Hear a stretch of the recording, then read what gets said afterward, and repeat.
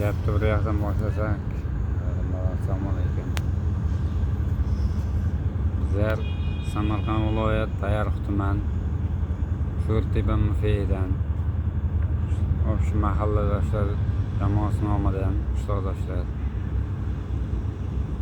bizlarga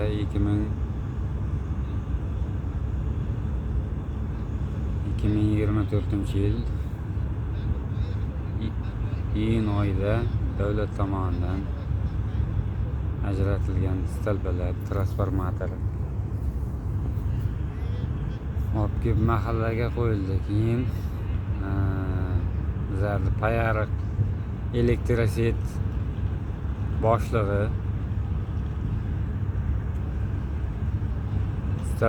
stolbalar kabellarni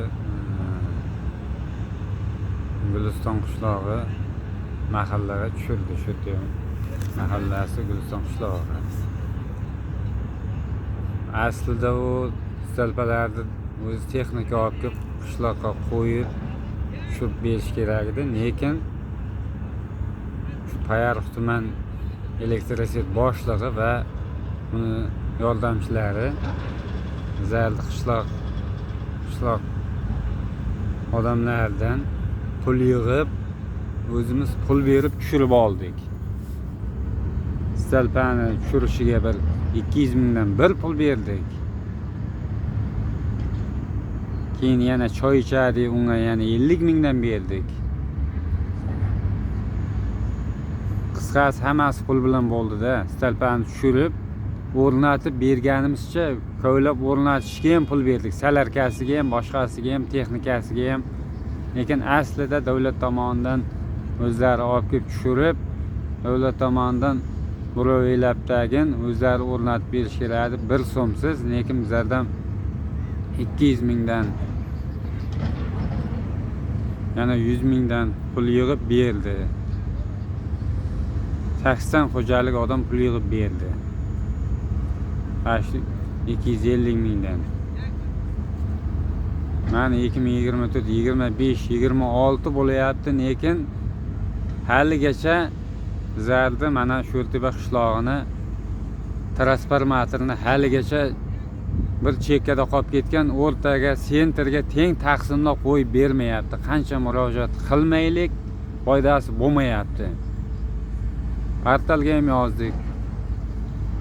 Samarqand viloyat elektroset 1054 ga ham qildim, Payariq elektrosetga ham aytdim qancha.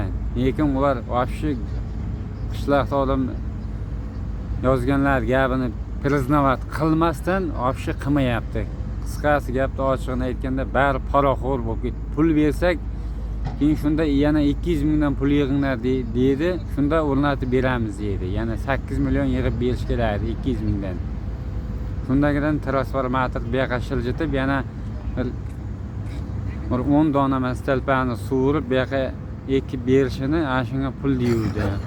Haligacha chala yotibdi. Shuni mana qonuniy chora ko'rsalangiz. Iloji yo'q, YouTube'ga video syomka qilib taqdim qilishga majburmiz. YouTube'ga tarqatamiz bu videoni va BBC o'zi yo'naltiraman yo Ozodlik kanaliga yo'naltiraman. Boshqa ilojimiz yo'q bizlarda. Bu O'zbekiston Respublikasi elektroset Samarqand viloyat Payariq tuman elektroset boshlig'i xodimlari ishiga mas'uliyatsiz qilyapti. Qonuniy chora ko'rsalangiz.